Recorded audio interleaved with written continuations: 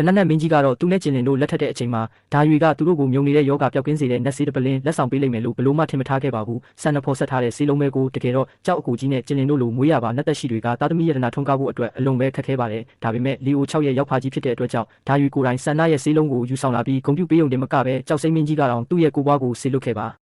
ါတဲဒါပေမဲ့လီအို6ကဒါရွေကိုအရက်ငှက်ပေးနေတာကိုမြင်တော့ကြောက်စိမ့်မင်းကြီးကနည်းနည်းတဝန်လိုသွားပြီးချက်ချင်းပဲအနာကိုတိုးလာခဲ့တယ်ဒါကလီအို6ကိုကြောက်လန့်တုံရင်သွားစေပါတယ်ငါနဲ့ဒါရွေစီမီယာတို့ကအလွန်ရင်းနှီးလို့နေတာကိုမြင်ပြီးငါ့ကိုတတိပေးခြင်းလို့များလားငါတကယ်ကိုမလွယ်ကူပါလားကွက်တိပါပဲကြီးအကြောင်းနဲ့တိုက်ပွဲကြီးဆင်နွှဲပြီးခါစားဖြစ်တဲ့ချန်ကြောင်းကလည်းဂုံပြူဖို့လူလွတ်လိုက်ပါသေးတယ်ဥဆောင်လာသူကတော့ဟော်လုံနဲ့မင်းဖြစ်ပြီးသူနဲ့တူပါလာသူတွေကတော့ရှန်ကုန်းပေါက်နဲ့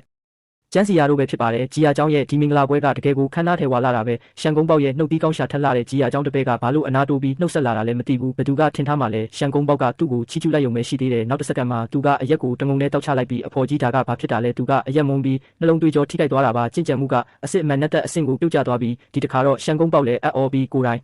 တောင်ဆွန့်သွားခဲ့ရတယ်ချစ်ဒီဘက်ကတော့မင်းကိုအကြံပေးခြင်းနဲ့မင်းနှုတ်ပိတ်နေလိုက်တာအကောင်းဆုံးပဲဒါပေမဲ့ဒီအချိန်မှာပဲမင်းကလေးတယောက်ကရှန်ကုန်းပေါက်ကိုဖတ်လိုက်ပြီးဆရာလို့အော်ခေါ်လိုက်ပါတယ်သူကတော့ရှန်ကုန်းပေါက်ရဲ့အရင်ဘဝကတပည့်မလေးဟန့်ကြီးပဲဖြစ်ပါတယ်ရှန်ကုန်းပေါက်ကတော့သူ့လူမခေါ်တာနေမှာပါဆိုပြီးမျက်နှာတစ်ပြင်လုံးဝေခွဲမရဖြစ်နေခဲ့တယ်ကျမဆရာရဲ့နှုတ်ထွက်စကားအတိုင်းဖြစ်စေတဲ့အဲ့ဒီပါဇက်ကိုကျမဘယ်တော့မှလူမမားနိုင်ဘူးဘယ်တော့မှမမားနိုင်ဘူးချန်ချောင်းကလူအနေငယ်ရောက်လာတဲ့အပေါ်မှာတော့ကျင်လင်ကအလုံးမကြည်မနှက်ဖြစ်နေခဲ့တယ်ဘာလို့လဲဆိုတော့ရှီကြီးကတိုင်ရီရဲ့တက်ဖြတ်ခြင်းကိုခံလိုက်ရုံပဲရှိသေးတာမို့လို့ပါဖိတ်စာပို့တယ်ဆိုတာက UNCTN ကျွန်းကိုမျက်နှာနာလို့ပို့တာပါသူတို့တွေကတကယ်ပဲလာရဲတဲ့မျက်နှာရှိသေးတယ်လို့ထင်မထားခဲ့ဘူးဒါပေမဲ့လီအို6ကတော့ချန်ချောင်းကဒီတစ်ခါလွတ်လိုက်တဲ့လူတွေကအတိတ်ပဲအလွန်နဲ့နေတယ်လို့ခံစားရတယ်အဲ့ဒီထဲကဟော်လုံကငကားမျိုးနွယ်ကဆင်းသက်လာတာဖြစ်ပြီးရှန်ကုန်းပေါက်ကဟန်ကြီးရဲ့ဆရာဖြစ်ကကျန်းစီယာကတော့လီအို6ရဲ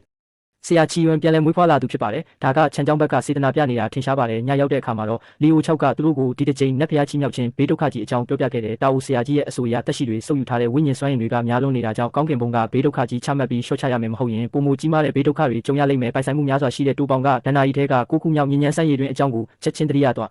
ထားတယ်ဒါပေမဲ့ကိုခုမြောက်ညဉ့်ညမ်းဆန်းရည်တွင်ပောက်ကွဲတော့မယ်ဆိုတဲ့အဆိုကအခုချိန်မှာဟုံဝွန်တခွင်ပြန့်နှံ့နေပေမဲ့ရှေးဟောင်းခေတ်တုန်းကတော့သူတို့တခါမှမကြားဘူးခဲ့ပါဘူးကောင်းကင်ကနေရုတ်တရက်ပေါ်လာတဲ့ဒဏ္ဍာရီတစ်ခုလိုပါပဲဒါကိုကြားတော့အနာကဆရာကြီးကစကားပြောဖို့ပြင်ပြီးမှပြန်ထိန်လိုက်တယ်အခြားလူတွေအရက်ပြန်တောက်ဖို့ထွက်သွားကြတဲ့အထိစောင့်ပြီးမှသူကလီအို6ကိုတိုးတိုးလေးပြောပြခဲ့တယ်ကိုခုမြောက်ညဉ့်ညမ်းဆန်းရည်တွင်ကတကယ်တော့ထိုနှစ်ကငကားနဲ့ဖီးနစ်တိုက်ပွဲကြီးနဲ့ဆက်ဆက်နေတာပါပို့ပြီ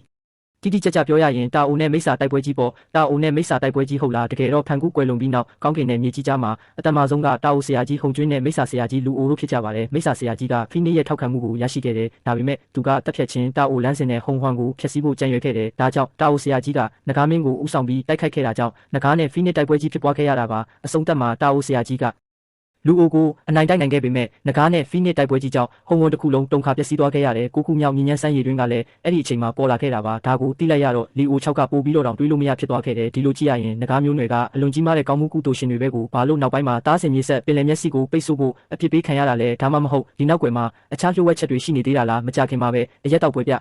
ြပြီးဆုံးသွားခဲ့တယ်တင်းတို့နှစ်ဦးထာဝရလက်တွဲနိုင်ပါစေအော်ဒါဆိုကျွန်တော်တို့အရင်သွားနေတော့မယ်နော်လူတိုင်းကအတီးတီးအိမ်ပြန်ကြတယ်လမ်းမှာကျန်းစီယာကရှန်ကုန်းပေါက်ကိုယူရွှေနန်းတော်တို့တယောက်တည်းအရင်ပြန်နေဖို့ပြောတယ်သူကတော့အခြားကိစ္စရှိသေးလို့ပါအဲ့ဒါဆိုညီကိုကအကိုကြီးကိုကြိုတင်ပြီးဆူတောင်းပေးပါတယ်နော်တကယ်၍ဒါသူစကားကိုအဆုံးထိပြောခွင့်ပြုလိုက်ရင်နောက်ပိုင်းမှာကျန်းစီယာအတွက်ဘာကိစ္စမှရှိတော့မှာမဟုတ်ဘူးတကယ်တော့ကျန်းစီယာကဒီတစ်ချိန်မှာ UNCTN ကျွန်းရဲ့အမိန့်ကိုခံယူပြီးကြီးပြည်နယ်ကိုတွားရောက်ကူညီမလို့ဖြစ်ပါတယ်အခြားတစ်ဖက်ကကျိုးမင်းကြီးကတော့အခုချိန်မှာပြည်သူတွေကိုဒုက္ခပေးပြီးကြိုင်းရှင်းမျှော်စင်ကိုတိစောက်နေပါတယ်ဒါကြောင့်နန်းတွင်းထဲမှာသတင်းတွေပြန့်နှံ့နေပြီဖြစ်ပါတယ်စူတာကြီးကကျိုးမင်းကြီးကိုမြှုပ်ဆွဲပြီးတိုင်းပြည်ကိုဖျက်ဆီးနေတယ်အော်မိန့်ပေးပြီးမျှော်စင်စောက်ခိုင်းတာကရှင်ပါတကယ်တော့ကျိုးမင်းကြီးကကြိုင်းရှင်းမျှော်စင်စောက်လုပ်တာကိုအကြောင်းပြပြီးတနိုင်ငံလုံးကကျွန်တွေကိုစူးစီးစေခဲ့တာပါမျှော်စင်စောက်ပြီးရင်ကျွန်အားလုံးကိုလွှတ်ပေးပြီးတာမန်ပြည်သူအစင်တန်းပေးမယ်လို့အမိန့်ထုတ်ပြန်ခဲ့တယ်ဒီလိုမျိုးကျွန်တွေကကျေးဇူးတင်ရှိကြပေမဲ့အရှိန်ဝါကြီးတဲ့နေသားမင်းတွေရဲ့အကျိုးစီးပွားကိုတော့ထိခိုက်စေခဲ့ပါတယ်ဒါကြောင့်နေရအနှံ့ကနေသားမင်းတွေကတပြိုင်နက်တည်းစစ်မှတ်ထထွက်လာကြတယ်ငါတို့တက်မတော်ကဒီနေ့မှာပဲကောင်းကင်ဘုံကိုစားတရားစီရင်ပြီးရက်ဆက်တဲ့မင်းဆိုးမင်းညစ်ကိုနှိမ်နှင်းမဲ့ပုံကန်တဲ့စစ်တပ်ကိုတားဆီးလို့မရတော့တာကိုမြင်တော့ဝက်ဆရာကြီးလဲစုတ်ခွာဖို့အမိန့်ပေးလိုက်ရုံပဲရှိတော့တယ်မကြခင်မှာပဲသူတို့ကကျွလုံတောင်ကုန်းအထိစုတ်ခွာလာခဲ့ကြတယ်ဒီအချိန်မှာသူကဆရာဖြစ်သူရဲ့မှာကြားချက်ကိုတတိယသွားခဲ့တယ်သူကဒီဘဝမှာကျွဲဆိုတဲ့စာလုံးနဲ့မတွေ့ဆုံရဘူးမဟုတ်ရင်အသက်အန္တရာယ်ရှိနိုင်တယ်ဒါပေမဲ့သူကအခုချိန်မှာရွေးချယ်စရာမရှိတော့ပါဘူးသူကျွလုံတောင်ကုန်းထဲကိုဝင်လိုက်တဲ့အချိန်မှာပဲရှင်ကောကသူအန္တရာယ်ရှိနေတာကိုခံစားမိသွားတယ်အကယ်၍သူတေဆုံးသွားခဲ့ရင်တကူကြီးတဲ့အင်ပါယာရဲ့ကံကြမ္မာကလည်းဒီမာတင်လမ်းဆုံးသွားပါပြီအဆုံးထိကြည့်ပေးလို့ကျေးဇူးတင်ပါတယ်ဗျ